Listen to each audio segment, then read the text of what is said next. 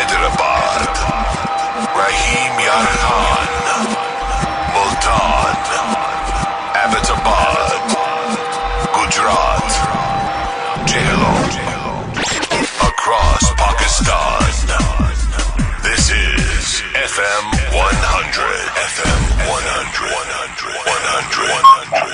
Yes. बिस्मिल्लाहिर्रहमानिर्रहीम अस्सलामुअलैकुम अस्सलामुअलैकुम Pakistan. Number 1 station FM 100 Lahore station से मैं हूँ आपके साथ बाबरा नूर। उम्मीद करती हूँ आप तमाम लोग बिल्कुल ठीक ठाक होंगे, हंसते मुस्कुराते होंगे। और जनाब आज का प्रोग्राम मुफाद आमा के लिए, जिस तरह के रिवायत है FM 100 की, मुफाद आमा के लिए उनकी मालूमात वहाँ पहुँचाने के लिए मेडिकल के हवाले से प्रोग्राम हो या किसी और हवाले से आपके लिए ये प्रोग्राम नशर करते रहते हैं। और आज का प्रोग्राम जो है वो है हार्मोन्स की दुनिया, हार्मोन टॉक, और Pakistan endocrine society and ADCO presents hormone talk, hormones की दुनिया।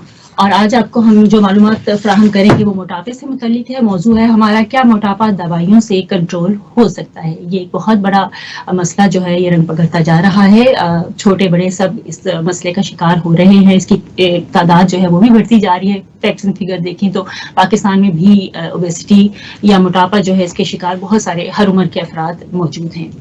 तो जनाब आज हमने इस हवाले से गुफ्तगू करने के लिए मदऊ किया है डॉक्टर अब्बास रजा को। उनका एक छोटा सा इंट्रोडक्शन दे देती हूँ। Doctor Abbas Raza consultant endocrinologist, National Hospital Lahore से हैं, past president Pakistan endocrine society, past president international society of endocrinology. उनको हम वेलकम कहते हैं। अस्सलाम वालेकुम। Thank you. वालेकुम सलाम। कैसे हैं आप? बिल्कुल ठीक ठाक जी। जी, welcome to FM 100, welcome to hormone talk. Hormones की दुनिया में आपको वेलकम कहते हैं। इस प्रोग्राम में जनाब हम मोटापे से रिलेटेड चीजें जो हैं वो आपको गाइड करेंगे। ये एक बहुत बड़ा मसला है। पहले तो इस मसले के हवाले से आप निशानदही कर दीजिए आम आवाम का, जैसे बहुत ज्यादा अब ये फिगर बढ़ता जा रहा है। ऑब्वियसली ये वो प्रॉब्लम नहीं है जो कल हुई थी, लेकिन आई थिंक हमारा लाइफस्टाइल, हमारा तर्ज जिंदगी, हमारे खाने, हमारे हालात, हमारा स्ट्रेस, हमारा लैक ऑफ ग्राउंड्स का होना, स्पोर्ट्स फैसिलिटी का होना, मेरे ख्याल में कोई भी चीज आइसोलेशन में नहीं होती। एंड आई थिंक इन सब चीजों को अगर मैं कंबाइन कर लूं तो जो हमारे रिस्क फैक्टर जो जिनकी वजह से मोटापा होता है वो इस वक्त हमारे माशरे में सारे के सारे एज इट इज मौजूद हैं। तो आई थिंक इसीलिए जब भी आप किसी चीज के इंग्रेडिएंट्स होंगे तो ऑब्वियसली उसकी आउटकम भी वही होगी। तो हमारे पूरे के पूरे इंग्रेडिएंट्स मोटापे के हैं और इसीलिए हमारा ये मोटापा भी पाकिस्तान में और हमारे रीजन में काफी तेजी से, और मैं ये कहूँगा ग्लोबली बहुत तेजी से बढ़ रहा है। लेकिन आई थिंक पाकिस्तान को अगर देखा जाए पर इवेंट के हिसाब से तो हम लोगों का बहुत हाई रेशो है ओबेसिटी के, कंसिडरिंग कि हम लोगों की ट्रेडिशनली मोटापा नहीं हुआ करता था। हाँ जी, पहले ज्यादा बहुत ज्यादा नजर आता है हर एज में, बिल्कुल बच्चों में भी स्पेशली। अच्छा, वजन में कमी किस तरह से मुमकिन है? इसके क्या क्या तरीके जो हैं इंट्रोड्यूस करवाए जाते हैं? देखिए, गोल्ड स्टैंडर्ड तो आपका वही है जो आप कहते हैं कि आप मोटापे को होने ना दें, और ना होने देने के लिए आपकी ग़िज़ा बहुत इंपॉर्टेंट होती है, आपका लाइफस्टाइल बहुत इंपॉर्टेंट होता है, आपकी एक्सरसाइज बहुत इंपॉर्टेंट होती है। लेकिन अनफॉर्चुनेटली जिस तरह हम बाकी चीज़ों के बारे में कहते हैं कि जिस तरह कोई बीमारी हो जाए तो फिर ऑब्वियसली सिर्फ कुछ चीज़ों को एडजस्ट करके बाज़ दफ़ा बीमारी को नहीं ख़त्म किया जा सकता। और आई थिंक हम लोगों ने ओवर पीरियड ऑफ टाइम ये रियलाइज कर लिया है कि मोटापा सिर्फ एक खाने से डायरेक्टली वो नहीं है, मोटापा एक बीमारी है जिसकी, जिस तरह ब्लड प्रेशर एक बीमारी है, जिस तरह शुगर एक बीमारी है, इसी तरह की बहुत सी बीमारियों में एक बीमारी का नाम मोटापा भी है। एंड आई थिंक जिस दिन हमें ये एज अ जनरल पॉपुलेशन पता चल जाएगा तो इसका ना सिर्फ इलाज मुश्किल आसान हो जाएगा बल्कि इसका आपके लिए प्रिवेंशन आसान हो जाएगी। बिल्कुल ठीक है। Pakistan endocrine society and ADCO presents hormone talks, hormones की दुनिया में हमारे साथ मौजूद हैं डॉक्टर अब्बास रजा। मैं हूं आपके साथ बाबरा नूर। मजीद उनसे जानना चाहेंगे कि वजन में कमी के लिए दवाएं ही मौसर इलाज है या ये कॉम्बिनेशन है?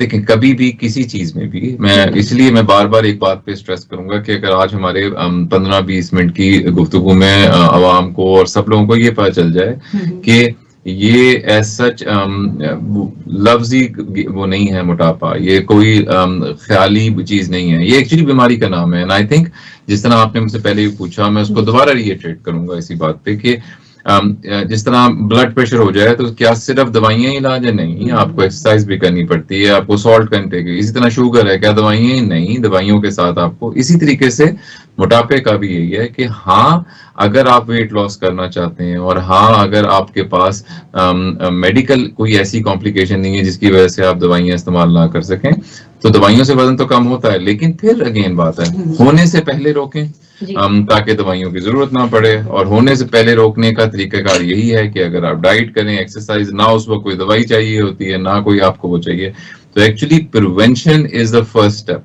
हाँ, अगर बीमारी हो जाए तो फिर हमें ऑब्वियसली उसके हिसाब से डिसाइड करना पड़ता है कि आपका क्या डाइट के जरिए हो जाएगा, एक्सरसाइज के जरिए हो जाएगा, और क्या या हमें दवाई भी देनी पड़ेगी। अच्छा, मोटापा जाहिर है 1 रात 2 रात 3 रात में तो होता नहीं, ग्रेजुअली आप पुट ऑन करते हैं वेट, तो हमें कब कॉन्शियस हो जाना चाहिए कि वजन हमारा जरूरत से ज्यादा बढ़ना शुरू हो गया? देखिए, इसका कोई हेल्दी लाइफस्टाइल के लिए आपको कोई बेंचमार्क तो चाहिए नहीं होता। आई थिंक आपको जरूरी बात यह है कि आपको पता होना चाहिए कि ये मेरा हेल्दी लाइफस्टाइल है, इसको मैंने मेंटेन रखना है। अच्छा, डॉक्टर्स जो एक्सपर्ट्स हैं वो चार्ट भी देते हैं कि हाइट के हिसाब से, एज के मुताबिक आपका इतना जो है वेट होना चाहिए, तो उसको मेंटेन कर लेना चाहिए। देखिए, बीएमआई जिसकी आप जिक्र कर रही हैं वो बीएमआई कहलाता है। बीएमआई अब आजकल जितनी भी नई रिसर्च आ रही है, it's not the best thing, but हाँ, आपको एक ballpark figure as a, और इसके ना सिर्फ अपने तो हर हाथ में कंप्यूटर वो है, लैप वो है, फोन है, आप ऑनलाइन जाके मालूम कर सकते हैं कि आपका बीएमआई के, उसमें आपकी हाइट मांगते हैं, आपका वजन मांगते हैं, आपका जेंडर मांगते हैं, आपका बीएमआई आपके सामने हो जाता है। बट इंपॉर्टेंट बात यह है कि आपका बीएमआई आपको पता होना चाहिए, नंबर 1, और नंबर 1 आपको ये पता होना चाहिए कि हमारा बीएमआई वो बीएमआई नहीं है जो कि एक प्रॉब्ली यूरोप के किसी भी आदमी का बीएमआई होना चाहिए। हमारा बीएमआई एक्चुअली कम होना चाहिए, क्योंकि हमारी फॉर एग्जांपल जो कॉम्प्लिकेशन यूरोप में 25 बीएमआई के साथ होती हैं, वो हमारी कॉम्प्लिकेशन 23 पे शुरू हो जाती हैं। तो इसलिए हमारा बीएमआई वो नहीं है जो कि किसी को यूरोपियन आदमी का होगा। हम एक फिक्स स्टैंडर्ड इसको बना सकते हैं, इसको हम लोग नहीं, हालांकि एशियन का हम लोगों ने स्टैंडर्ड निकाल दिया है, जिस तरह हमारा ओवरवेट जो है 23 बीएमआई के बाद बढ़ जाता है, हमारी ओबेसिटी 27-28 के बाद बढ़ जाती है, हालांकि अगर यूरोपियंस में देखे जाए तो ये 30 के बाद शुरू होता है। सो आई थिंक हमें ना सिर्फ अवेयरनेस की ये जरूरत है कि हमारा बीएमआई क्या है, जो आपका सवाल था वो बड़ा रेलेवेंट है कि अगर आपको अपना बीएमआई पता है और आपका बीएमआई 23 आप पहुंच गया, तो ऑलरेडी आप ओवरवेट हो चुके हुए हैं, और ओवरवेट के बाद आपको उसी हिसाब से इलाज करने की जरूरत है। ठीक है, बहुत शुक्रिया डॉक्टर अब्बास रजा साहब। मजीद सवालात आपसे अपने करने हैं। एक बार फिर बता दूं, पाकिस्तान एंडोक्राइन सोसाइटी एंड एटको की जानिब से ये प्रोग्राम पेश किया जा रहा है, हार्मोन टॉक्स, हार्मोन्स की दुनिया, और आज का हमारा मौजू है क्या मोटापा दवाइयों से कंट्रोल हो सकता है। अच्छा, कुछ लोग जो है एक्सरसाइज भी कर रहे हैं, अपनी डाइट को भी देख रहे हैं, उसके बावजूद वो मोटापे का शिकार होते हैं, तो ऐसी सूरत में आप दवाएं देते हैं या तीनों चीजें आप इकट्ठी उनकी देखते हैं, शुरू करवाते हैं? तो अगेन बेसिस अगर पिलर दिया जाए, देखा जाए तो diet, exercise and weight loss. मैं इस मौके पे कोई एक थोड़ी सी ऑफ बीट बात करना चाहूंगा, जिसका मतलब, कहने का मतलब ये है कि हम लोग बाज दफा बहुत कोशिश करते हैं कि एक्सरसाइज से वजन कम नहीं हो रहा तो लोग फ्रस्ट्रेट हो जाते हैं। तो इसमें 2 इंपॉर्टेंट बातें हैं। एक्सरसाइज अमूमन वेट मेंटेन करने के लिए बहुत अच्छी चीज है, एक्सरसाइज आपके मसल मास बनाने के लिए बहुत अच्छी चीज है, लेकिन अगर आपने बहुत ज्यादा वेट कर लिया है तो सिर्फ एक्सरसाइज अगर आप करेंगे और अपने खाने का ध्यान नहीं रखेंगे तो वजन कम नहीं होता। तो ये वाली बात समझना बहुत जरूरी है। दूसरी बात जो समझने की बहुत जरूरी है कि जब आप एक्सरसाइज करते हैं तो आपके मसल मास बढ़ता है, यानी कि मसल की क्वांटिटी बढ़ती है, और मसल का अगर साइज देखा जाए, अगर साइज के हिसाब से वेट देखा जाए, तो अगर आप फैट लूज कर रहे हैं और मसल को बढ़ा रहे हैं तो मसल का वजन ज्यादा होता है। तो बाज दफा ये हो सकता है कि आप इंचेस में बेहतर हो रहे हो लेकिन वजन आपका कम ना हो रहा हो। तो आई थिंक ये भी बहुत इंपॉर्टेंट है कि आपको एक्सरसाइज को उस कंटेक्स्ट में देखना चाहिए, बिकॉज लोग फ्रस्ट्रेट होकर कहते हैं जी एक्सरसाइज का फायदा नहीं हो रहा। इसी तरह खाने का है, खाने का अपना इंपॉर्टेंस है।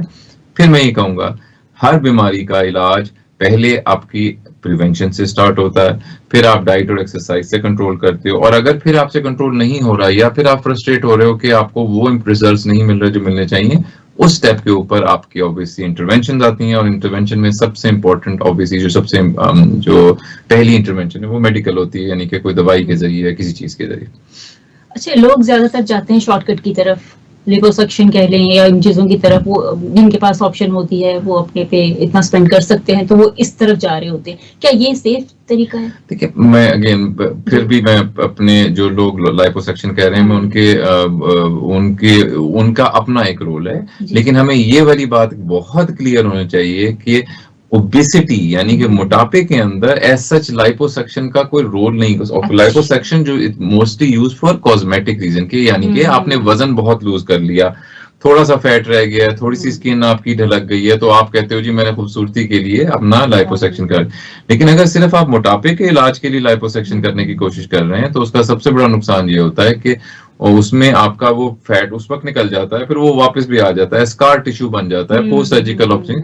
तो अगेन एक बहुत मेरे ख्याल में इंपॉर्टेंट बात जो आपने पूछी है वो ये है कि लाइपोसक्शन जो है वो वेट लॉस के लिए नहीं, it's more for cosmetic reasons. Liposuction वहां हमेशा अपने साथ हमेशा करते हैं, और हमारे ज़ेम्पिक का बड़ा शोर हम सुन रहे हैं, हालांकि वो एक मेडिसिन है जो कि शुगर के पेशेंट करते हैं, लेकिन अब इसको इस्तेमाल किया जा रहा है, सुनने में आ रहा है कि जी अपना वेट लॉस के लिए, तो इसके भी तो बहुत सारे साइड इफेक्ट्स होंगे। सो अगेन पहले मैं वो अपना को कवर कर दूं कि जी जिस लाइपोसक्शन है इट्स एक्चुअली फॉर कॉस्मेटिक्स, में जो फैट निकलता है वो वापस भी आ जाता है और वो उसके लिए वो नहीं होता।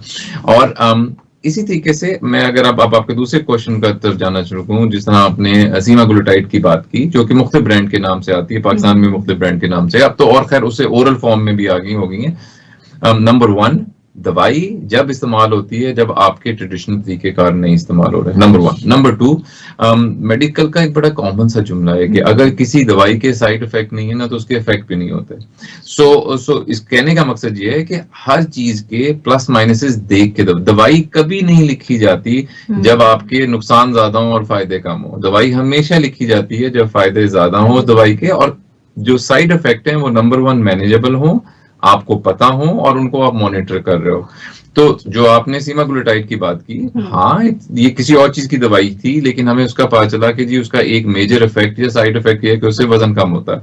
ये पहली दफा नहीं हुआ है, मतलब मेडिकल की दुनिया में ऐसी बहुत सारी दवाइयां हैं। आप अक्सर एक दवाई का नाम सुनते हैं जो बालों को ग्रो करने के लिए इस्तेमाल की जाती है, जो सर पे भी लगती है और जो उसकी क्रीम में भी होती है। असल में वो ब्लड प्रेशर की दवाई थी। वो ब्लड प्रेशर की दवाई जब इस्तेमाल की गई, ये पता चला कि जी ब्लड प्रेशर पे तो उसका उतना अच्छा नहीं असर होता, लेकिन जब खाते हो तो आपके हेयर ग्रोथ ज्यादा हो जाती है। तो उसके साइड इफेक्ट की वजह से अब सारी दुनिया में इस्तेमाल होती है, मिनॉक्सिडिल के नाम से आती है, it's used all over the world ताकि आपका हेयर ग्रोथ को बेहतर करें। सो अगेन मैं इस बात को तो नहीं एडवोकेट करूंगा कि हर चीज का इलाज दवाई से करना चाहिए, लेकिन मैं इस बात को डेफिनेटली एडवोकेट करूंगा कि अगर कोई बीमारी है जिस तरह की मोटापा बीमारी है और उसके लिए अगर आपको कोई दवाई लेनी पड़े तो यू कैन यूज इट, और उसको एक अंडर सुपरविजन आप इस्तेमाल करते हो। एग्जैक्टली। तो लिसनर्स, यहाँ पर ये सवाल पूछने का मेरा मकसद यही था कि ये पता चलना चाहिए कि अपने तौर पे सेल्फ मेडिकेशन आप ना करें, एक्सपर्ट से पूछें, डॉक्टर से पूछें, क्योंकि जो चीजें डॉक्टर्स को पता होती हैं वो हमें इधर उधर से पढ़कर, एक गूगलोपैथी का बड़ा जैसे रिवाज है, तो इन चीजों से हम जो है एक्सपर्ट नहीं हो सकते। तो हमेशा आप एक्सपर्ट से रब्ता करें। डॉक्टर अब्बास रजा साहब हमारे साथ मौजूद है स्टूडियोज में और काफी मालूमात उनसे हम ले रहे हैं, आप तक पहुंचा रहे हैं। पाकिस्तान एंडोक्राइन सोसाइटी एंड एडको की जानिब से ये प्रोग्राम पेश किया जा रहा है, हार्मोन टॉक, और आज का मौजू है क्या मोटापा दवाइयों से कंट्रोल हो सकता है। मैं आपके साथ हूं बाबरा नूर, और मजीद उनसे पूछते हैं कि जो मेडिसिन आप मोटापा कंट्रोल करने के लिए रेकमेंड करते हैं, क्या उनके साइड इफेक्ट्स होते हैं? बड़ा ये वो चैलेंज है जो हर दफा हर कोई जो पहला सवाल पूछता है।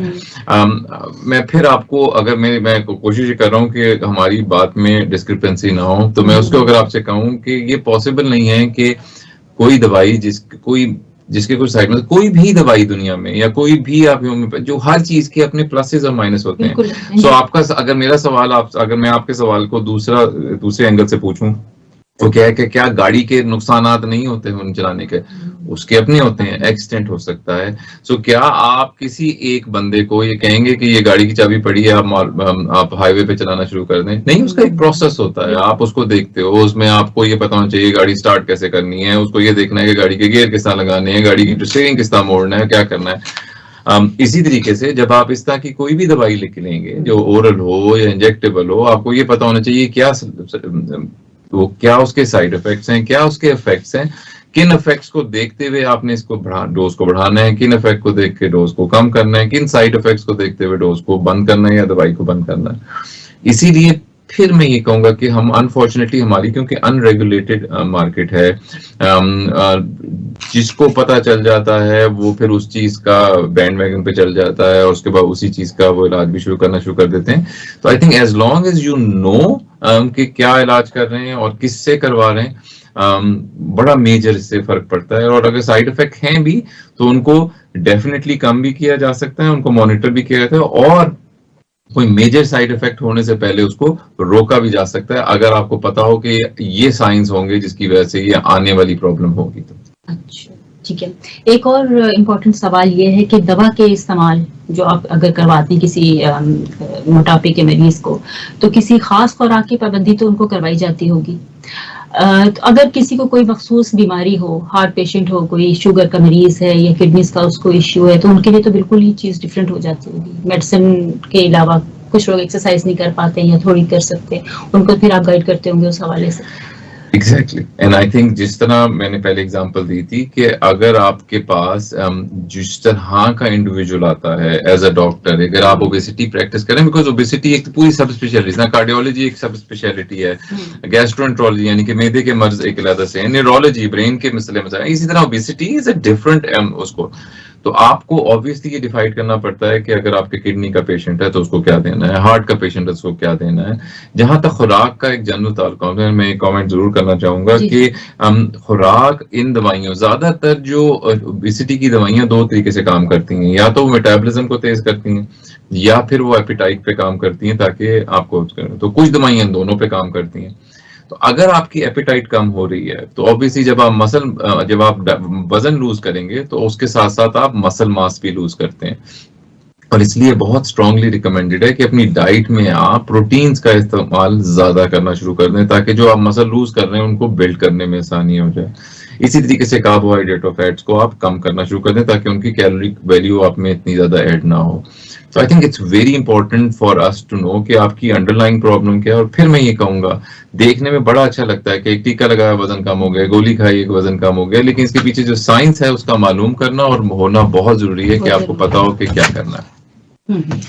जी, बहुत शुक्रिया डॉक्टर अब्बास रज़ा साहब, आपको मुफीद मालूमात दे रहे हैं मोटापे के हवाले से। मोटापे को अमूमन बीमारी नहीं समझा जाता, इस वजह से ये ज्यादा नुकसानदेह आपके लिए साबित हो सकता है। बहर जनाब, आपको बताते चलूं कि पाकिस्तान एंडोक्राइन सोसाइटी एडको की जानिब से प्रोग्राम पेश किया जा रहा है हार्मोन टॉक्स, हार्मोन्स की दुनिया, और मैं हूं आपके साथ बाबरा नूर। डॉक्टर अब्बास रज़ा हैं हमारे साथ और उनसे मजीद हम सवाल करना चाहेंगे, जानना चाहेंगे दवा के इस्तेमाल से क्या रेशो है वजन में कमी की, क्या इससे अच्छा रिजल्ट आ रहा है? तो देखिए, आइडियली जब भी आज से 10 साल से पहले ओबेसिटी के ऊपर, मोटापे पे इसलिए बात नहीं होती थी ज्यादातर क्योंकि ये बीमारी तो थी और लोगों को भी पता था और इसकी कॉम्प्लिकेशन भी पता थी, लेकिन इसका इलाज बगैर काट छांट यानी कि सर्जरी के नहीं पॉसिबल था। इसलिए इसमें अक्सर लोग जो एक बहुत एक्सट्रीम स्टेप नहीं उठाना चाहते थे, विच इज सर्जरी,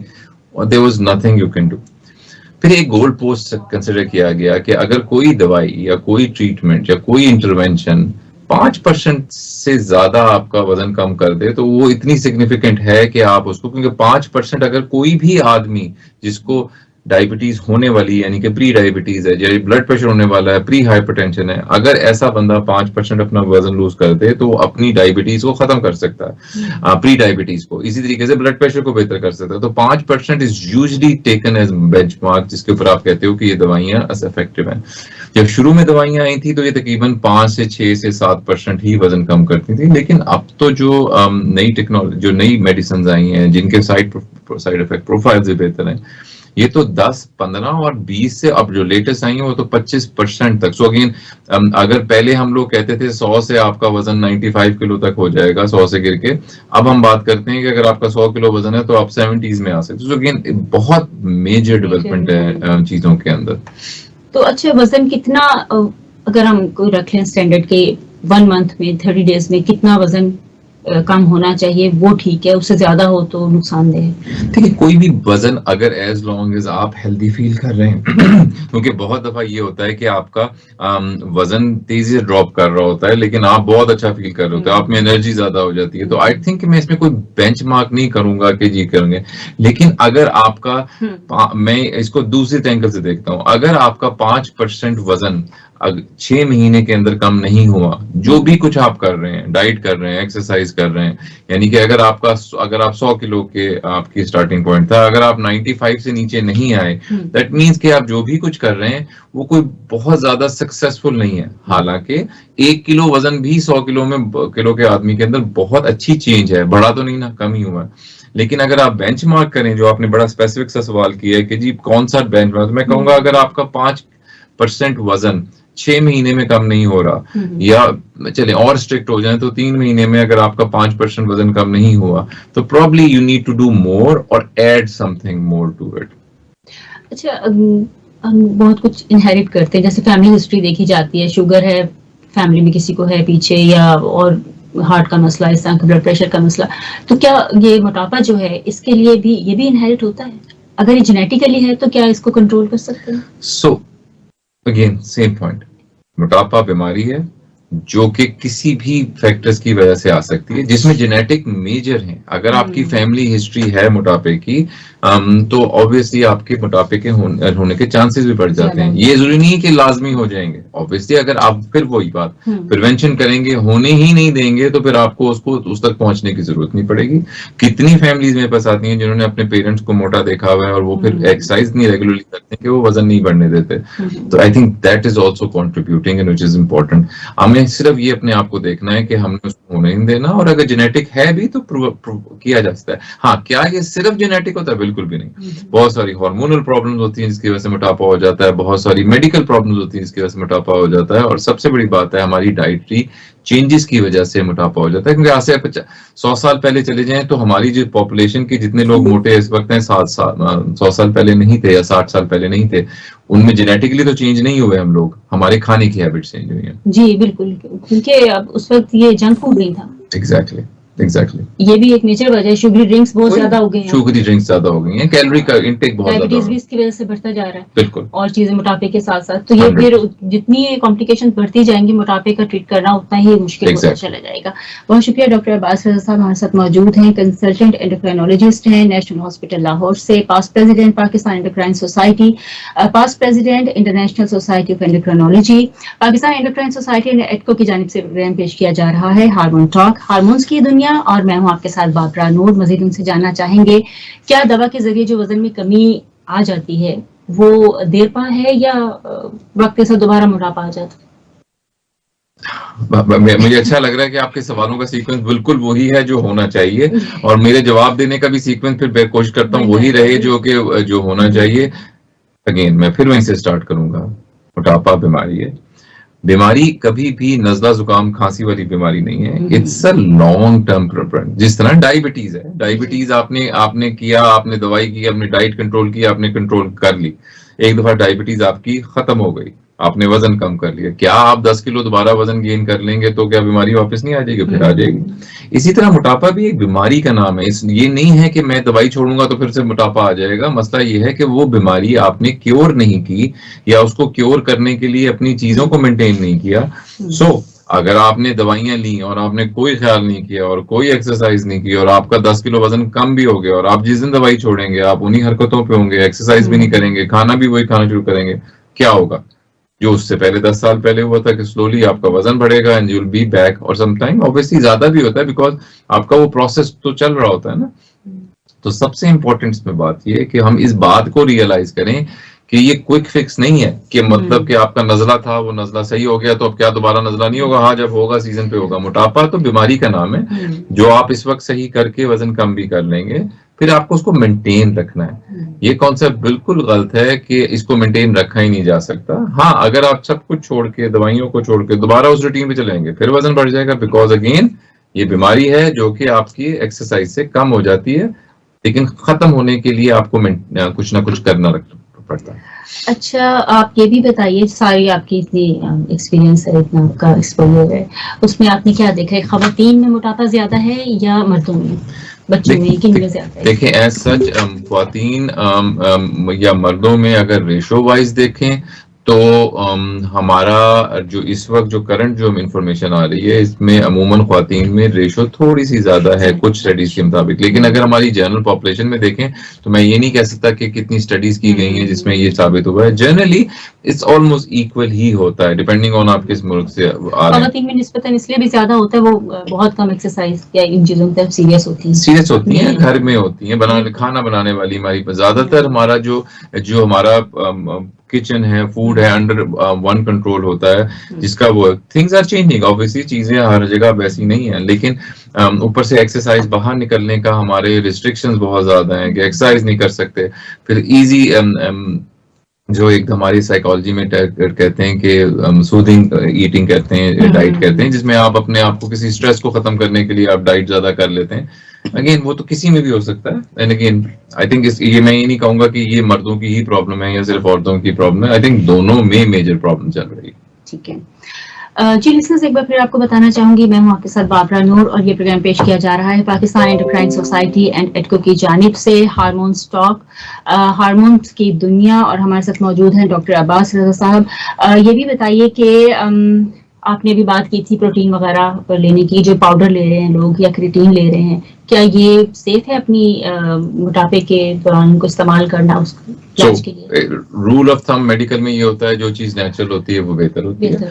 सो अगर आप अनफॉर्चुनेटली अगर आप उस तरह की डाइट नहीं ले सकते जिस तरह की आपको लेनी चाहिए जिसमें प्रोटीन्स हो, एंड अगेन मैं फिर ये कहूंगा कि हमारे आजकल मुआशरे के अंदर अगर आप अच्छी प्रोटीन डाइट लेना चाहें तो आप चिकन से आपको मिल नहीं सकती क्योंकि उसमें फीड की प्रॉब्लम है, मीट से आपको प्रॉब्लम नहीं पड़ता क्योंकि प्रोसेस सही नहीं होता। सो अगेन आइडियली हाँ आपको नेचुरल फूड की तरफ जाना चाहिए, हाँ आपको प्रोटीन्स पे जाना चाहिए, pulses and fruits and vegetable पे, लेकिन इंपॉर्टेंट बात यही रहेगी कि अगर आपको ये अवेलेबल नहीं है और अगर आप चाहते हैं तो आप वे प्रोटीन को आप वैसे सेपरेटली भी ले सकते हैं, just like any other thing. आप मल्टीविटामिन खाते हैं, विटामिन तो आपको फलों से लेने चाहिए, लेकिन बाज़ हम मल्टीविटामिन खाते हैं ना तो कि आपको वो चीजें नहीं मिल रही होती, इसी तरीके से क्वांटिटी पूरी नहीं हो रही होती। इसी तरीके से अगर आपको प्रोटीन्स नहीं मिल रहे तो इन मॉडरेशन में अगर आप एक ड्रिंक लेना चाह रहे हैं प्रोटीन की और आप उसको एक्सरसाइज करके मसल में कन्वर्ट कर रहे हैं तो डेफिनेटली कर सकते हैं। यानी एक्सरसाइज अगर कर रहे हैं प्रॉपर और ये साथ मेडिसिन ले रहे हैं और साथ अपनी डाइट का आप लोग ख्याल कर रहे हैं तो यकीनन आपका वजन जो है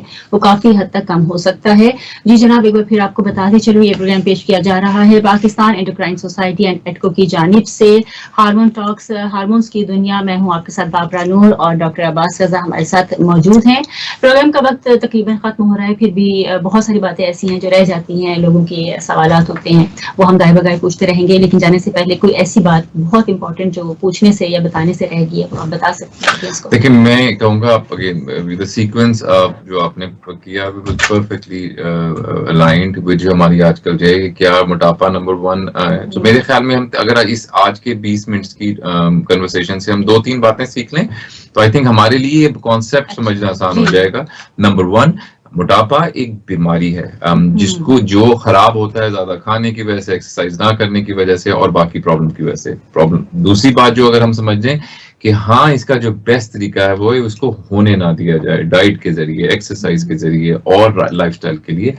और number 3, just like all the other chronic diseases जिसमें blood pressure, diabetes, heart disease हैं, इसका भी इलाज पॉसिबल है और उस इलाज के अपनी कॉम्प्लिकेशन जरूर हो सकती हैं, लेकिन सही बंदे के, सही नॉलेज के हाथ में, सही एक्सपर्ट के हाथ में अगर आप इलाज करा रहे हैं तो वो ना सिर्फ आपको दवाई देगा, दवाई तो कोई भी फार्मेसी से उठा सकते हैं, लेकिन वो आपकी कॉम्प्लिकेशन को देख के आपके हिसाब से अर्ली डिटेक्शन पे जाएगा और अगर हमें दवाई बंद या ज्यादा या कम करनी पड़े तो वो आपको हेल्प कर सकता है। तो 3 मैसेज हैं, बीमारी, इलाज और प्रिवेंशन। बहुत बहुत शुक्रिया डॉक्टर अब्बास साहब। जी लिसनर्स, उम्मीद है आज का प्रोग्राम भी आपको बहुत अच्छा लगा होगा। बहुत सारी मुफीद मालूमात। आपकी कोई सवालात हों ज़रूर आप हम तक पहुंचा सकते हैं। मजीद हमारे सेशन चलते रहेंगे और उनसे हम ये सवालात उन तक पहुंचाते रहेंगे। पाकिस्तान एंडोक्राइन सोसाइटी एंड एडको की जानिब से ये प्रोग्राम पेश किया गया, हार्मोन टॉक्स, हार्मोन्स की दुनिया, और मैं हूँ आपके साथ बाबरा नूर। इंशाल्लाह आपसे दोबारा मुलाकात होगी। अपना बहुत सारा ख्याल रखिएगा। डॉक्टर साहब बहुत बहुत शुक्रिया आपका। अल्लाह हाफिज एंड अस्सलामु अलैकुम पाकिस्तान।